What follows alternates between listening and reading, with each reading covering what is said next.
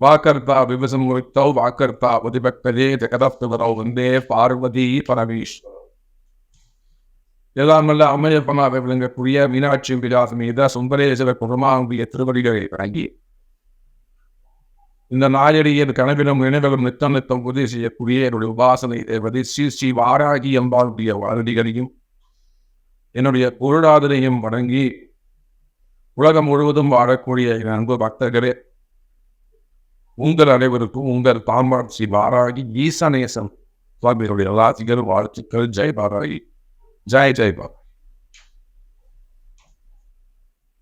அன்பு பக்தர்களே, சுபமுகூர்த்த நாட்கள் நம்மளுடைய வாழ்க்கையில எப்பயோ ஒரு சந்தர்ப்பத்தில் தான் வீட்டில் ஒரு சுப நிகழ்ச்சிகள் செய்யக்கூடிய அந்த வாய்ப்புகளை உங்களுடைய ஜாதகம் அவங்களுக்கு கொடுக்குது. ஒரு குழந்தைக்கு ஒட்டணிக்கிறதா இருக்கலாம், காது குத்துறதா இருக்கலாம், ஒரு நிச்சயதார்த்தம், ஒரு சுப முகூர்த்தம், கல்யாண வைபவம், ஒரு கிரகப்பிரவேசம், இன்னும் ஏவியே எவ்வளோ விசேஷங்கள் ஒரு வீட்டில் கிரகவியம் பண்ணுறதா இருக்கலாம், வாசக்கார மாற்றி நிற்கிறதா இருக்கலாம், ரெனோவேஷனாக இருக்கலாம், வீட்டில் ஒரு நட்சத்திரம் ஒரு ஆயுஷம் பண்ணிக்கிறதா இருக்கலாம், வீட்டில் ஒரு கிரகவியம் மட்டும்தான் இருக்கலாம், அல்லது எல்லாரும் பரிகார பூஜையாக இருக்கலாம். சுப முகூர்த்த நாட்கள் மெயினாக கிரகப்பிரவேசம், கல்யாணம், நிச்சயதார்த்தம், ஒட்டணிக்கிறது, காது குத்துறது. இந்த சுப முகூர்த்த நாட்களை பொறுத்தவரை மக்கள் என்ன செய்யறாங்கன்னா, என்ன தப்பு பண்றீங்கன்னா, காலண்டரை பார்த்துக்க வேண்டியது. அன்னைக்கு தாலி போட்டிருக்கா, இன்னைக்கு சுப முகூர்த்த நாட்கள் போட்டிருக்கா, உங்களுக்கு வச்சுக்க வேண்டியதா வச்சுக்கோங்க அப்படின்னு செஞ்சுக்க.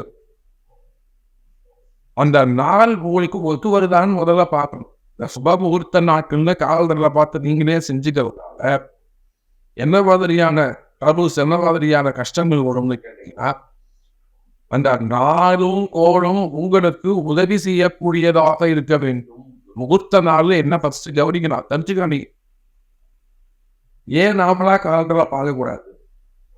அதுல என்ன தப்பு நடக்கும்?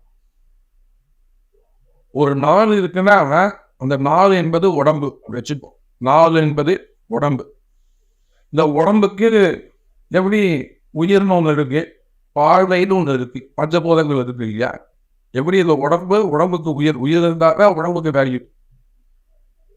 அப்புறம் பார்வை முக்கியம். அப்புறம் தான் பகவான் யோகா திதி நட்சத்திரம். அப்போ ரொம்ப முக்கியமானது எது அப்படின்னு கேட்டீங்கன்னா, அந்த நாள் அது ஃபர்ஸ்ட் நல்லா இருக்கும், உடம்பு நல்லா இருக்கும். அது கர்நாடா இருக்கக்கூடாது, வளர்வரியா இருக்கணும், தேய்வரை இல்லாமல் இருக்கணும். அந்த நாளுக்கு நேத்திரன் ஜீவன் ரொம்ப முக்கியம், உயிர் ரொம்ப முக்கியம். அந்த ஜீவன் இருக்கான்னு பார்க்கணும், நேத்திரம் பார்வை இருக்கான்னு பார்க்கணும். இதை ரெண்டும் இருந்தாதான் அப்புறம் தான் நம்ம முகூர்த்த நாள் அப்படிங்கிறதையும் நம்ம போகணும். அப்புறம் அதை வளர்வரியா பார்க்கணும், அப்புறம் தேய்வரியா பார்க்கணும். இப்போ நீங்க எதையுமே கவனிக்காம அவங்க சொல்லுமே சத்திரங்கவினா சாமி ஒருத்தர் சொன்னார், அன்னைக்கு ரொம்ப திட்டி விட்டவர். அவங்க வெளிநாட்டில் இருக்கிறாங்க, கனடாவில் இருக்காங்க, இங்கே முகூர்த்தம் வச்சுக்கிறாங்க. சொன்ன இந்த டேட்டில் இந்த சத்திரம் விசாரிச்சது சத்திரம் கிடைக்காது சாமி, அதனால இந்த தேதியை மாற்றி வச்சுக்கிட்டாங்க அப்படின்னா. அந்த தேதியை எடுத்து பார்த்தோம்னாக்கா அந்த பசங்களுக்கு ஒத்து பிடிச்சி திட்டி விட்டார்.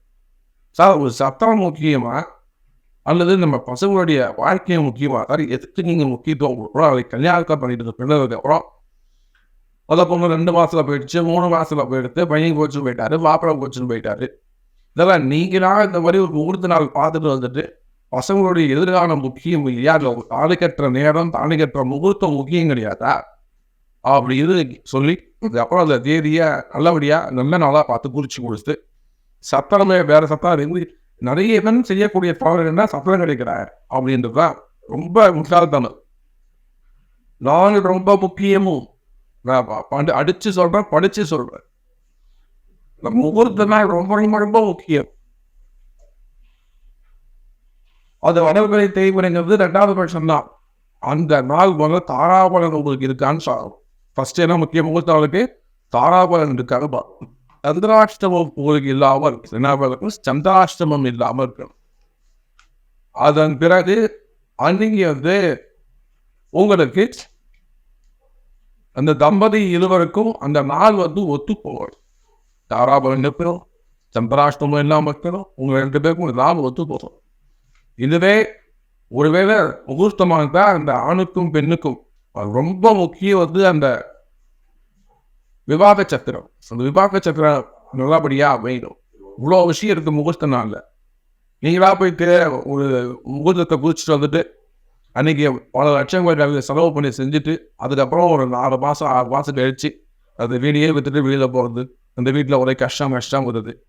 இதெல்லாம் அடிப்படையில் நீங்கள் செய்யக்கூடாத தவறுகள் ஆகியதாலே உலகம் முழுவதும் வாழக்கூடிய நண்பு பக்தர்களே, முகூர்த்த நாள் தயவு செய்து உங்கள் ஜாதகத்தை கொடுத்து சாமி எனக்கு ஒரு நல்ல நாள் பார்த்து சொல்லுங்க அப்படின்னு தயவு செய்து ஒரு விதமாக பணம் வச்சு அதை நீங்கள் பண்ணணும். அவங்க அட்லீஸ்ட் ஒரு வாட்ஸ்அப்லையாவது கேட்டு முகூர்த்த நாள் ஐயரை கேட்டு செய்யும். ஃபஸ்ட்டு எது வளர்பிறை எது தேய்வை, தேய்வினில் எது செய்யணும். தேய்வினை முகூர்த்தத்தில் ஒரு வாசக்கால் வைக்கிறது, அருகால் வைக்கிறது, கீழே நோடுறது, கிணறு நோடுறது, போர் போடுறது, உழவு செய்கிறது, இந்த பூமிக்கு கீழே நோண்டி செய்யக்கூடிய வேலைகளை எல்லாம் கீழ் நோக்கி செய்யக்கூடிய வேலைகளை எல்லாம் தெய்வரை முகூர்த்தத்தில் செய்யலாம். முடி இறக்கிறது தாராளமாக தெய்வரை செய்யலாம். முடி கீழே தான் இருக்கிறோம். அப்போ எதெல்லாம் வளர்பிறை செய்யணும்னா காது குத்துறது, நிச்சயதார்த்தம், கிரகப்பிரவேசம், படியேறி மேலே போகக்கூடிய விஷயம், பார்க்கிறா படியேறி மேலே போகக்கூடிய விஷயம், வளர்ந்து வரக்கூடிய விஷயத்தை வளர்பிறையிலும் கீழ் நோக்கி செய்யக்கூடிய முகூர்த்தங்களை தேய்வரையிலும் செய்யும். வளர்பிறை என்பது அமாவாசைக்கு மறுநாள், பாட்டியமைக்கு மறுநாள்ல இருந்து துதியை திதியிலிருந்து பௌர்ணமி கழிச்சு 5வது நாள் பஞ்சமி வரையிலும் வளர்பிறை. நிறைய பேர் பௌர்ணமி கழிச்சாலே தெய்வரைன்னு நினைச்சிடுறாங்க. அப்படி கிடையாது. பௌர்ணமி கழிச்சு 5வது நாள் துதியை, திருதியை, சதுர்த்தி, பஞ்சமி இந்த 4 நாளும் வளர்பிறை தான். அப்போ பௌர்ணமி கழிச்சு 6வது நாள் இந்த தேய்வரை சஷ்டியிலிருந்து தான் உங்களுக்கு தேய்வரை கணக்கு. அதே போல அமாவாசைக்கு 2வது நாள் துதியிலிருந்தே வளர்பிறை கணக்கு தான். அந்த ஃபர்ஸ்ட் இந்த வளர்பிறை கணக்கை புரிச்சுக்கோங்க. அதே போல தேய்வரை கணக்கை புரிச்சுக்கோங்க.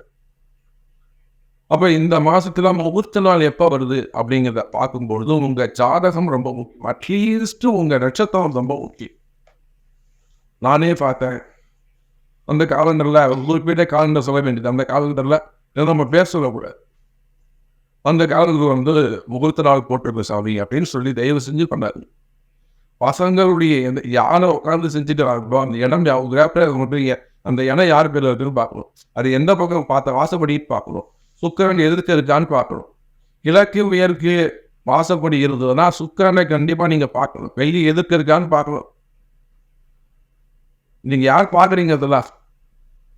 அப்போ சுக்கிரன் நீங்க கிழக்கு மேற்கு மட்டும்தான் அது பொருந்தும். உனக்கு தெரிஞ்சு அது பொருந்தா. அப்போ கிரகப்பிரவேசம் அமைக்கும் போது எந்த பக்கம் பார்த்த வாசப்படின்னு பார்க்கணும். அதே போல உட்காந்து யார் பூஜை பண்றாங்களோ முறையாகிறாங்களோ அவங்களுக்கான நட்சத்திரங்கள் என்ன பார்க்கணும்.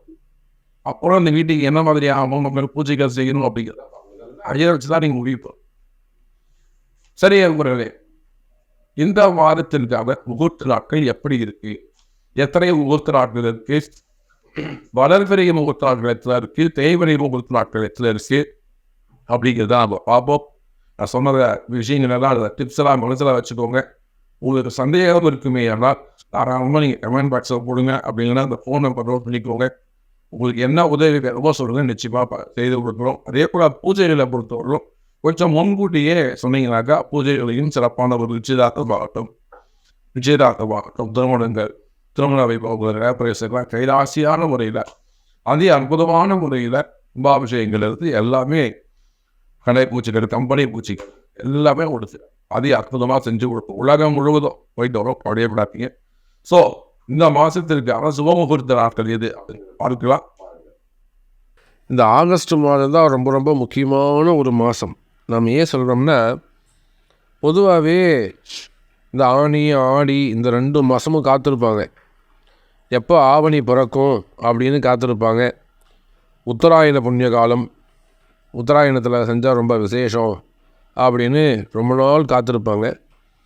ஆனால் பாருங்கள், நான் பதிவின் தொடக்கத்தில் சொல்லியிருக்கிறேன், நிறைய வீடியோக்களில் சொல்லியிருக்கிறேன், இந்த குரோதி வருஷத்தில் முகூர்த்தங்கள் குறைவு. அப்படியாக இந்த 8ஆம் மாதம் அப்படின்னு பார்த்தீங்கன்னாக்கா ஆகஸ்ட் மாதத்தில் ஆவணி மாதம் 3 தேதி தான் வருது. ஆவணி மாதத்தில் 3 முகூர்த்தம் தான் ஆகஸ்ட் மாதம். அந்த 3ம் தேய்பிறை, அந்த 3மே தேய்பிறை முகூர்த்தம் பார்த்துக்கோங்க. சரியா? இருந்தாலும் ஆகஸ்ட் மாதம் நான் சொல்கிறேன், பார்த்துக்கோங்க. ஆவணி 6 வியாழக்கிழமை, ஆகஸ்ட் 22, 2024 ரேவதி நட்சத்திரம், திருதியை திதி, சித்த யோகம், சந்திராஷ்டமம், கடகராசி, பூசம். ஆவணி 7 வெள்ளிக்கிழமை, ஆகஸ்ட் 23, 2024 அஸ்வினி நட்சத்திரம், சதுர்த்தி திதி, அமிர்த யோகம், கடகராசி, ஆயில்யத்துக்கு சந்திராஷ்டமம். அதை விட்டாச்சுன்னா ஆவணி 14. இந்த ஆவணி 14 வெள்ளிக்கிழமை, ஆகஸ்ட் 30, 2024 ஆகஸ்ட் 30, 2024 புனர்பூச நட்சத்திரம், திதியை திதி, சித்தயோகம், சந்திராஷ்டமத்தை பொறுத்தவரையிலே அனுஷம் நட்சத்திரம். அப்போ இந்த ஆகஸ்ட் மாதம் 3 முகூர்த்தம் இருக்குது. இந்த 3மே தேய்பிறை முகூர்த்தம். இதில் யார் வச்சுக்கலாம், யார் வச்சுக்கக்கூடாது, இதெல்லாம் உங்கள் ஜாதகம், உங்களுடைய தேவைகள். நீங்கள் என்ன மாதிரி பூஜை பண்ண போகிறீங்க, கிரகப்பிரவேசம் பண்ண போகிறீங்களா, பழைய வீட்டுக்கு கணபதி ஹோமம் பண்ண போகிறீங்களா, இல்லை வாடகை வீட்டுக்கு கணபதி ஹோமம் பண்ண போகிறீங்களா, இல்லை புது வீட்டுக்கு போகிறீங்களா, இல்லை வாசகால் வைக்க போகிறீங்களா, அந்த மாதிரி உங்களுடைய கேள்விகள், நிச்சயதார்த்தமாக, திருமணமாக, செய்யலாமா, செய்யக்கூடாதா, இந்த மாதிரி டவுட்ஸ் இருக்குமே ஆனால் கமெண்ட் பாக்ஸில் தெரிவிங்க. அப்படின்னா நேரடியாக தொடர்பு கொள்ளுங்கள், கால் பண்ணுங்கள். நிச்சயமாக உங்களுக்கு உதவி செய்வோம் என்பதை தெரிவித்துக்கொண்டு மீண்டும் வேறு அற்புதமான பதிவில் சந்திக்கிறேன். ஜெய் வராகி.